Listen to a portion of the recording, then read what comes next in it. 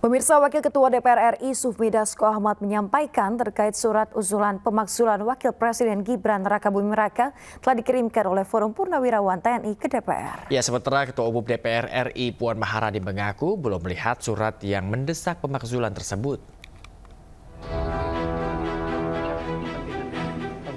DPRD angkat suara terkait isu pemakzulan Wakil Presiden Rakabuming Raka yang diklaim Forum Purnawirawan telah diserahkan ke DPR. Wakil Ketua DPR RI Sufmi Dasko Ahmad menyatakan hingga saat ini pimpinan DPR belum menerima surat. Hal senada juga disampaikan Ketua DPR RI Puan Maharani. Puan mengaku belum melihat surat usulan dari Forum Purnawirawan TNI kepada DPR dan MPR tersebut. Tapi suratnya secara resmi dari Sekretariat Jenderal belum dikirim ke pimpinan. Dan biasanya kalau dikirim itu akan dibahas di Rapim dan Bamus yang sesuai mekanisme yang baru akan dilakukan mungkin besok atau pekan depan. Itu kan Forum Purnawirawan. Ini juga ada beberapa surat yang mengatasnamakan juga Purnawirawan. Dengan Purnawirawan ini kan banyak. Jadi kita mesti sikapi hati-hati dan kita akan kaji dengan cermat sebelum kemudian ada hal yang diambil oleh lembaga Dewan Perwakilan Rakyat. Belum lihat, ini baru masuk masa sidang, surat pemilihan yang diterima masih di tata usaha. Berarti Mbak Puan belum lihat secara langsung? Belum. Isu pemakzulan Wakil Presiden Gibran Rakabuming Raka berawal dari 8 tuntutan Forum Purnawirawan TNI. Dari 8 tuntutan tersebut, salah satunya adalah usulan pemakzulan Gibran. Terkait tuntutan tersebut, Presiden ke-7 Joko Widodo sekaligus ayah dari Gibran menyebut tuntutan Forum Purnawirawan itu merupakan bagian dari demokrasi. Tim Liputan iNews melaporkan. Pemirsa, Bambang Trimulyono terpidana kasus ujaran kebencian terkait ijazah Presiden ke-7 RI Joko Widodo ajukan peninjauan kembali ke Mahkamah Agung atas vonis 4 tahun terhadapnya. PK diajukan setelah ditemukan bukti dan fakta baru. Pemirsa, pendaftaran PK Bambang Trimulyono diungkapkan oleh tim kuasa hukumnya Pardiman.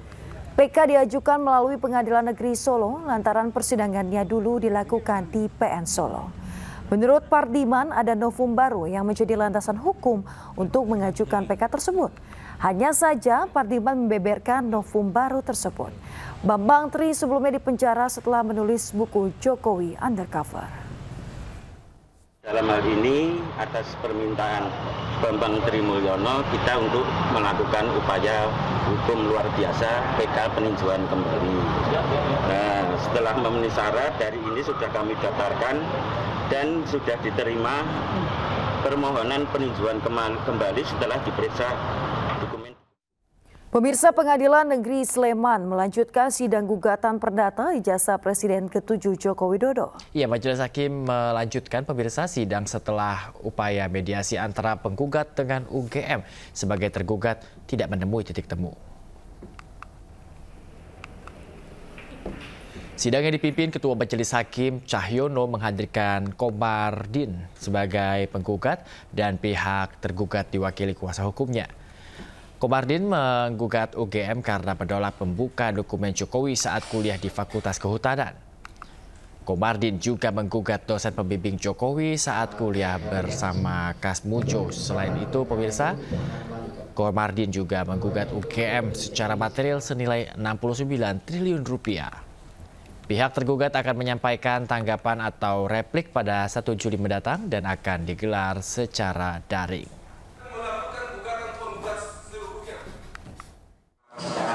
Sesuai tadi dengan perencanaan ya, jadwal-jadwalnya kita akan membuka lagi persidangan secara ekot ya, tidak usah hadir dengan cara membuat jam sidang tersebut, yaitu nanti agendanya adalah 1 minggu ke depan tanggal 1 Juli 2025 dengan agenda jawaban dari para pihak.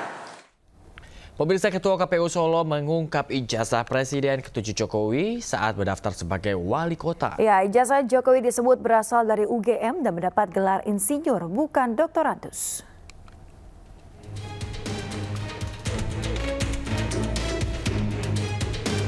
Kasus ijazah Jokowi seperti drama seri setelah dinyatakan asli oleh Bareskrim Polri.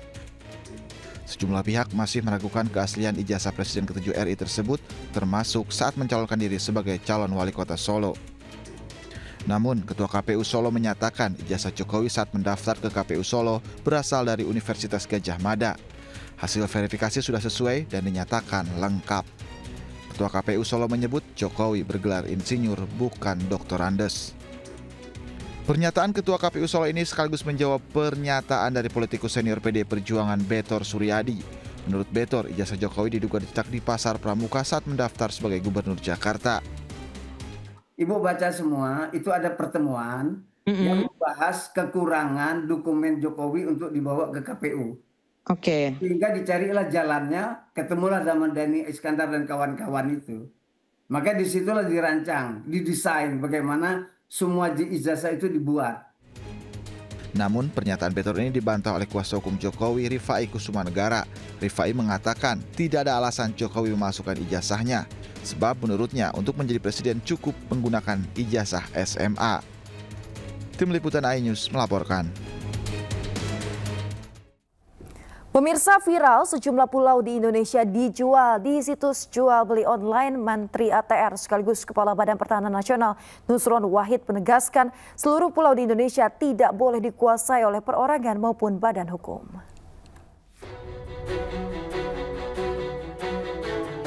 Viral di media sosial 5 lahan di 4 pulau kecil di Indonesia, diantaranya pulau kecil di Kepulauan Riau, pulau kecil di Nusa Tenggara Timur, pulau panjang di Nusa Tenggara Barat, dan pulau Seliu di Bangka Belitung ditawarkan dengan skema sewa di situs jual beli online. Menteri Agraria dan Tata Ruang sekaligus Kepala Badan Pertanahan Nasional Nusron Wahid menegaskan tidak ada satupun pulau di Indonesia bisa dikuasai, baik oleh perorangan maupun badan hukum, apalagi sampai ditawarkan di situs luar negeri. Berdasarkan Permen ATR BPN nomor 17 tahun 2016, pasal 9 mengatakan bahwa penguasaan atas pulau-pulau kecil tidak boleh dikuasai atau dimiliki seluruhnya oleh perorangan atau oleh badan hukum. Pihaknya juga masih menelusuri situs online yang menawarkan sejumlah pulau di Indonesia. Betul, kita sangat, dalam arti kata kita sangat membutuhkan investasi, tetapi investasi juga jangan sampai juga merugikan masyarakat. Artinya di mana mereka tuh mencari nafkah, tiba-tiba dengan kehadiran investasi yang katakan tadi seperti yang dikatakan jual, berarti kehilangan dari mata pencarian mereka. Oleh karena itu, ketika itu diambil, setidak-tidaknya proyek tersebut untuk juga kepentingan masyarakat. Penjualan pulau-pulau ini juga mendapat sorotan dari masyarakat dan akademisi. Jika penjualan pulau tersebut terjadi, maka tentunya akan merugikan masyarakat. Meski membutuhkan investasi asing untuk mengembangkan potensi wisata di pulau-pulau Indonesia, namun investasi tersebut juga harus mengedepankan kepentingan masyarakat. Tim Liputan iNews melaporkan. Ketua DPR RI Puan Maharani merespon kabar penjualan pulau di kawasan Kabupaten Kepulauan Anambas, Kepulauan Riau di situs jual beli online. Ya, Puan mengatakan administrasi pulau-pulau yang ada di Indonesia harus ditata ulang.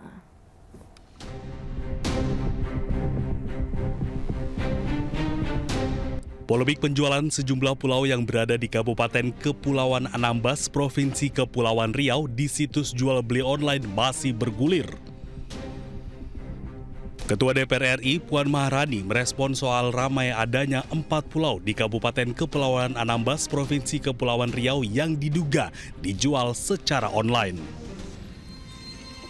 Puan menyebut harus ada evaluasi terkait pengelolaan dan penataan ulang administrasi pulau-pulau yang ada di Indonesia. Terkait dengan pencatatan pulau, kami juga sudah meminta pemerintah dan berkoordinasi dengan pemerintah untuk mengevaluasi ulang pengelolaan dan menata ulang terkait administrasi pulau-pulau yang ada di Indonesia. Jadi nanti sesuai dengan mekanismenya melalui komisi terkait dan tentu saja yang akan dilakukan oleh pemerintah, kami minta pengelolaan dan penataan administrasi untuk memitigasi semua pulau yang ada di Indonesia jangan sampai adanya salah penggunaan pulau-pulau yang ada di Indonesia. Tidak hanya 4 pulau di Kabupaten Kepulauan Anambas, Provinsi Kepulauan Riau yang diduga dijual secara online. Ada juga Pulau Panjang yang berada di Kabupaten Sumbawa, Nusa Tenggara Barat, dan Pulau Seliu di Kabupaten Belitung, Kepulauan Bangka Belitung yang ikut dijual. Presiden Prabowo Subianto menandatangani instruksi Presiden atau Inpres percepatan pembangunan Pulau Enggano yang berada di Provinsi Bengkulu. Penandatanganan Inpres disaksikan langsung oleh Wakil Ketua DPR RI Sufmi Dasko, Sekretaris Kabinet Letkol Teddy Indrawijaya, dan Mensesnek Prasetyo Hadi. Prabowo berharap Inpres dapat mendorong pembangunan di Pulau Enggano yang terisolasi karena dangkalnya alur pelabuhan Pulau Baai. Saya berharap rakyat Enggano tetap semangat, kita akan terus bantu dan mendorong pembangunan di Enggano. Sekarang ini saya tanda tangan Inpres untuk mempercepat kelancaran pembangunan di Enggano. Bismillahirrahmanirrahim.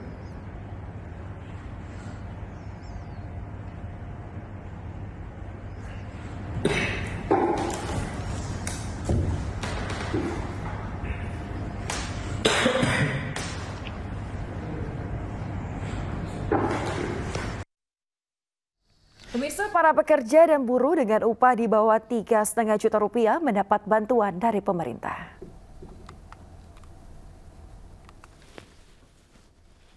Melalui Kementerian Ketenagakerjaan, pemerintah telah menyalurkan bantuan subsidi upah tahun 2025 kepada 2,45 juta pekerja dengan gaji 3,5 juta rupiah ke bawah. Menteri Ketenagakerjaan Yasirli menyampaikan BSU ditujukan untuk membantu daya beli pekerja bergaji rendah. Program ini menargetkan 17 juta pekerja yang akan menerima uang bantuan sejumlah Rp300.000 per orang. Jumlah ini akan dibayarkan sekaligus untuk 2 bulan sehingga masing-masing pekerja menerima bantuan Rp600.000. Tahun 2025 diberikan sebesar Rp300.000 per bulan per pekerja atau buruh yang diberikan untuk 2 bulan dan dibayarkan sekaligus sehingga total yang akan diterima oleh per pekerja per buruh sebesar Rp600.000. Ratusan warga Kota Tidore mengikuti kirap untuk peringati Hari Keluarga Nasional. Ya, warga menggunakan perahu tradisional Juanga untuk membawa pataka dari Tidore menuju Sulawesi Utara.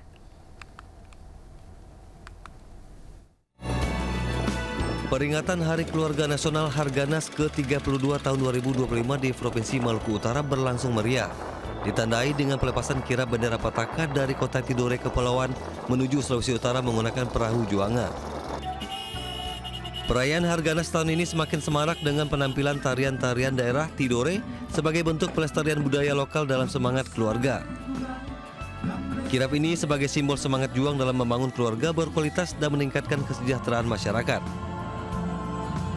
Sekarang berubah dari tadinya kita mengejar output secara kuantitas, sekarang kita mengejar output secara